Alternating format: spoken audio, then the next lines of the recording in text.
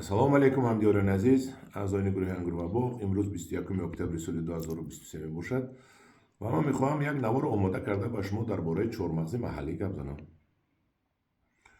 ки чормағзи маҳаллӣ ба чӣ дараҷа омада расида истодааст. чормағзи маҳаллиҳои мо аз бобоҳомо ки мондагӣ, инчунин мо ҳам ки шинонем, баланд мешавад, дар мобайни 10-15 сол қадаш то 20 метра мерасад, 25 метра мешавад ва ба мо хай агар аз она шинондагӣ бошем, дар 10 сол баъд баҳра медурояд, пайвандӣ бошад, барвақт медурояд. дар бораи чормағзи бобогӣ мегӯем ва дар оянда чӣ мешавад, мана мебинем. Ман ҳамин чормағзе ки дар пеши ман мондагӣ аст, ман ҳаминро як коробка аз акаи Усмон, деҳаи Шӯроби Искандар, шаҳри Ҳисор гирифтам ва чормағзро шикаста дидем ки дар кадом ҳолат қарор дорад. чормағзи бобогии мо умуман дигар баъд аз 2 сол ба хӯрдан дуруст намеояд, ҳамаш анахел мешавад. аз ин бадтар шуд аст ин хел. ина чӣ хел мехӯред? воли ман як навори дигар соли гузашта карда нишон додагӣ будам. гуфтам чормағзоро дору задан дар кор мешавад ки касал нашаванд. ин пури кирм буд озӣ. кирмхӯрдагиашам пур аст. дар он кирмам хе гашт аст. як дута подписи хатиман ҷанҷол кардан ки ҳамин қадар мондааст ки чормағз ҳам дору занем.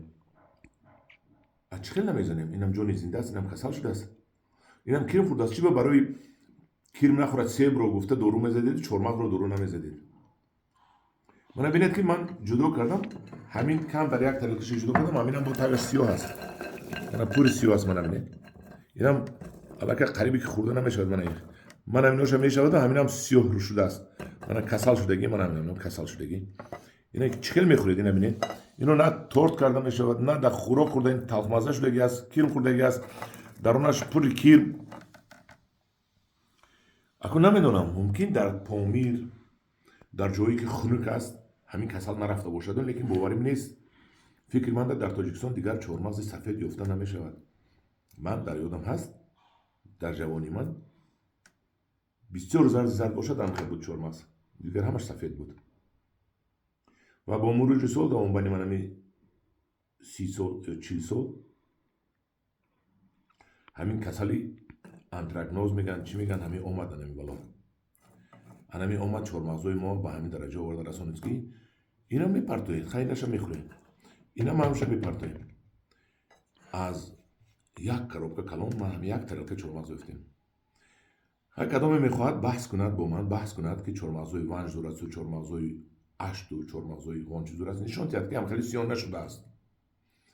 ҳамхели сиён нашудааст дар он ҷо. ман дидан мехоҳам ки дар ҳамон ҷо сиёҳ шудагӣ аст ё сиёҳ нашудааст. барои ман чӣ тавсия метиҳам? чормағзи калоне ки бобогӣ аст, чормағзи 20-25 метр дору зада намешавад. агар кадоми чормағз кардани аст, аз он ҷумла алал хусус барои ҷавонмардҳое ки чормағзро барои тиҷорат, барои бизнес кардани ҳастанд, боғу чормағз кардани ҳастанд, албатта чормағзҳои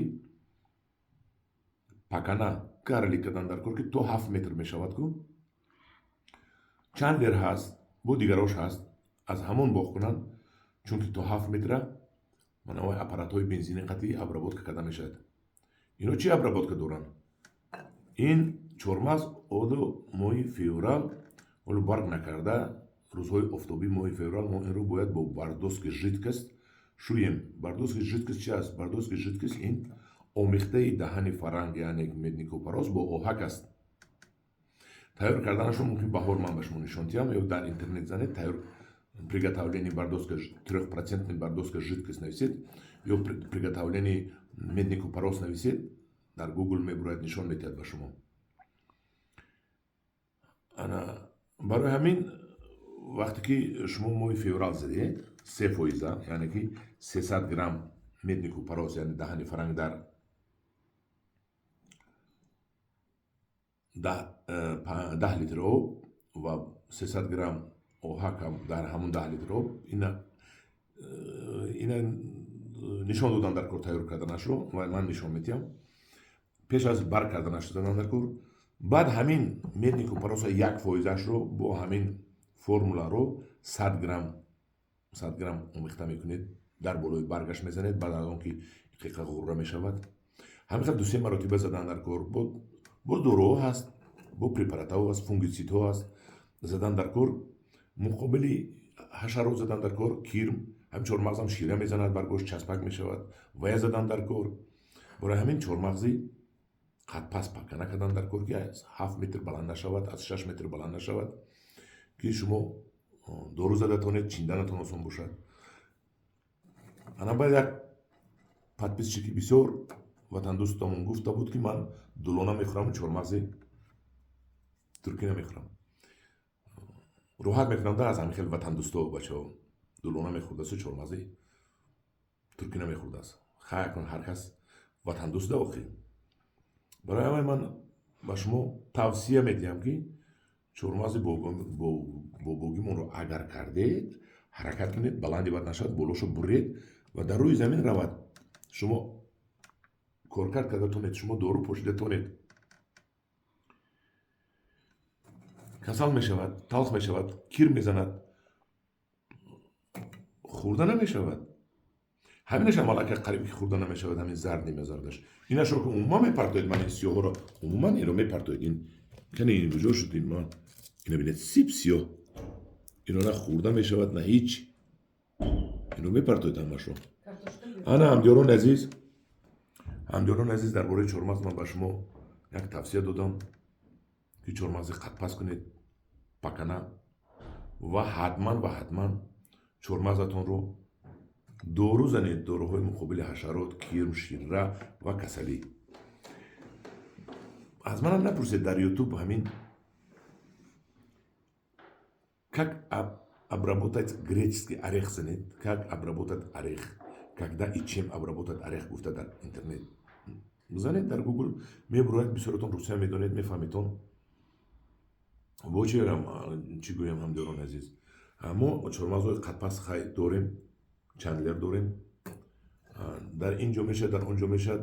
гуфтам мепурсанд, аку ман намедонам, ин вобаста ба обу ҳавоятон ҳаст.